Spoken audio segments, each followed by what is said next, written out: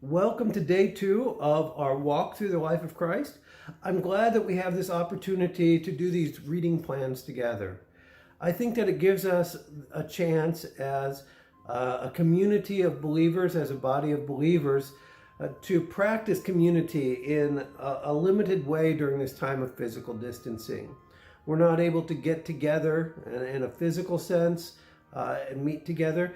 But by doing this together, we can maintain our sense of community and sharing with one another.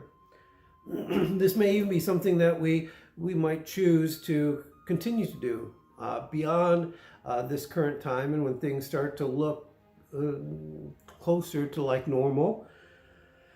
My experience with Bible reading plans has been a good experience.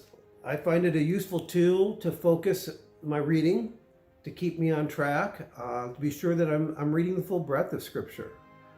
I know if you're like me, then left to my own devices, I would gravitate toward passages that are more favorite passages. But this keeps me honest, if you will, and makes sure I'm reading passages that I might not otherwise read. For the past 4 years, I have used various Bible reading plans, and I would recommend that you not only continue on with your participation in our Bible reading plan together, but also maybe even investigate to see if there's a longer term plan that you can use in your personal and private Bible reading. I would also encourage you, as we go along and as you read along with us, that you would notice things that stand out to you, or things that you learn, that you would put those in the comments, that you would share those with the rest of us.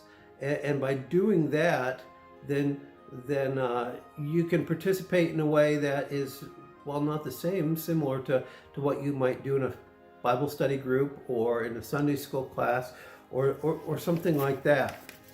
Today's reading portion is found in a very familiar passage, Luke chapter 2. And no doubt you will know this passage from your years of Christmas readings, your years and years of Charlie Brown Christmas specials, where it begins. In those days, Caesar Augustus issued a decree that a census be taken of the entire Roman world. This was the first census that took place while Quirinius was the governor of Syria. And everyone went to their hometown to register. So Joseph also went up from the town of Nazareth to Judea to Bethlehem, the town of David, because he belonged to the house and line of David.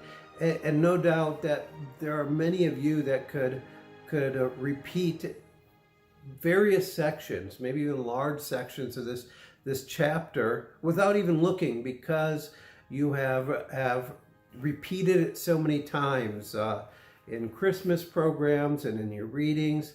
But I want to take a look at just a few, 3 different things that stood out to me today as I read through this. The first one that I really noticed was that God accomplishes his plans through us and in spite of us.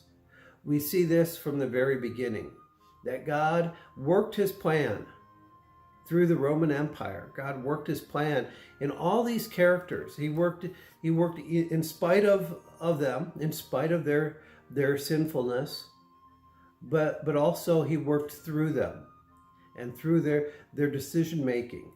We see this with Mary, we see this with Joseph, and even with the shepherds and Simeon and Anna, where God is able to work through them to advance his message of salvation and to advance his work of salvation. The second thing I noticed is that God's salvation, we see here, is for all people, from the young to the old.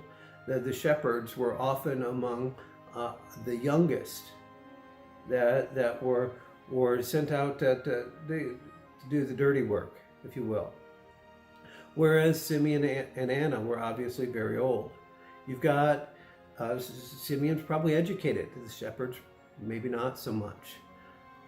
And Simeon proclaims for us as well.